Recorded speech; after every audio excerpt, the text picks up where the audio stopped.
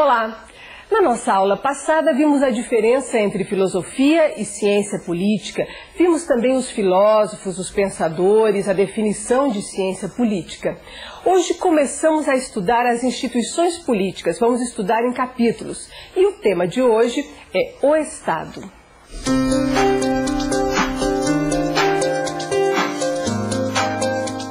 Considera-se Estado as comunidades de pessoas fixadas sobre um território com uma organização política e um poder superior de coerção. Uma das mais modernas teorias sobre o Estado é de 1748, do filósofo Montesquieu. Ele dizia: há um só poder dividido em 3 funções: executiva, legislativa e judiciária. Rousseau incorporou à teoria o conceito de contrato social, onde, para escapar da própria selvageria natural, os homens deveriam alienar parte dos seus direitos ao Estado. Mas nas muitas definições de pensadores e estudiosos, há uma principal característica, a de que só o Estado tem o poder da coerção legal. Olá, professor, tudo bem? Tudo bem, Débora. Professor, de onde vem esse conceito de Estado? Esse conceito, ao contrário de ciência e de filosofia política, vem não dos gregos, mas dos romanos. Status, a palavra romana que deu Estado entre nós, é exatamente uma palavra derivada da importância que adquiriu o Estado romano. Daí a origem dessa palavra. E o que é o Estado? O Estado pode ser definido juridicamente, como fez Hans Kelsen, como uma nação politicamente organizada. Mas essa definição não basta. É preciso que a gente lembre também que o Estado é a mais importante de todas as instituições políticas. E ela é necessariamente dotada de 3 requisitos: a população, o território e o governo. Sem população, sem território, sem governo, nós não temos Estado. E mais do que isso, também é dotado de um requisito, que é o requisito da soberania. No entanto, se população, território e governo formam um Estado que não é soberano, que não tem esse atributo, é uma outra categoria de Estado. É Estado, mas não soberano. Na ciência política, nós nos preocupamos, sobretudo, com os Estados soberanos. Professor, há uma diferença entre Estado e nação? Há uma diferença. Eu cheguei a chamar a atenção há pouco, que o Estado é a mais importante das instituições políticas, dotada de 3 requisitos. A nação é uma unidade constituída de um povo que tem similitudes, tem semelhanças, tem unidade cultural, linguística, etc., que formam uma nação. Um Estado pode ser formado de várias nações. Esse, por exemplo, é o caso do Estado brasileiro.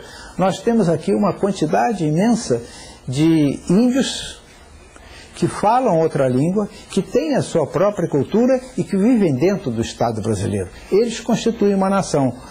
E os brasileiros, que não são de origem indígena, que já estão civilizados, constituem outra nação. Então veja que nação é algo diferente do Estado. Nação é a parte, o Estado é o todo. O Estado criou a sociedade ou a sociedade criou o Estado? Como instituição política, todas as instituições políticas foram criadas pela sociedade. A diferença é que o Estado só foi criado depois que a sociedade política se civilizou.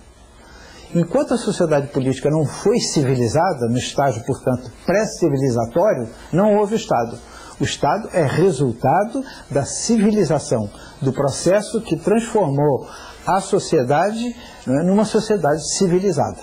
Professor, entre os teóricos das teorias de Estado, há algum personagem assim que a gente tenha que destacar nessa história, ao longo da história e quando se estuda o Estado? Sobretudo Hobbes, o inglês Thomas Hobbes. Por que razão?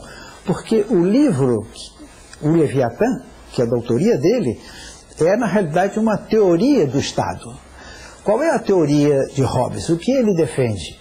que ele é o primeiro contratualista. Ele defende que antes do estágio civilizatório, os humanos viviam no chamado estado da natureza. O que era esse estado da natureza? É aquele em que cada um depende da sua própria força. Ele é livre para fazer o que quiser, mas está sujeito à força dos mais fortes. Portanto, é uma liberdade extremamente limitada.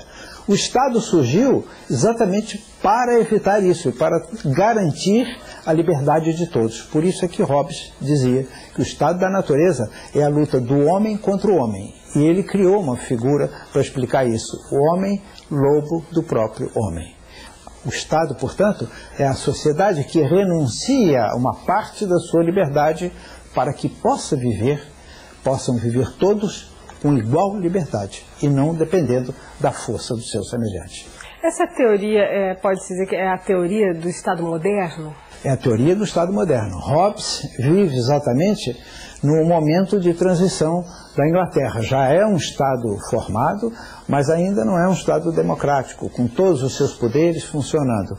Por isso se diz que Hobbes é o filósofo do absolutismo monárquico, que é típico, característico do Estado moderno. Professor, e que outros pensadores nós temos entre as tantas teorias sobre o Estado? Quais são os mais importantes, além de Hobbes? O outro mais importante, que também é um contratualista, é o inglês também, John Locke. Há uma diferença entre os dois.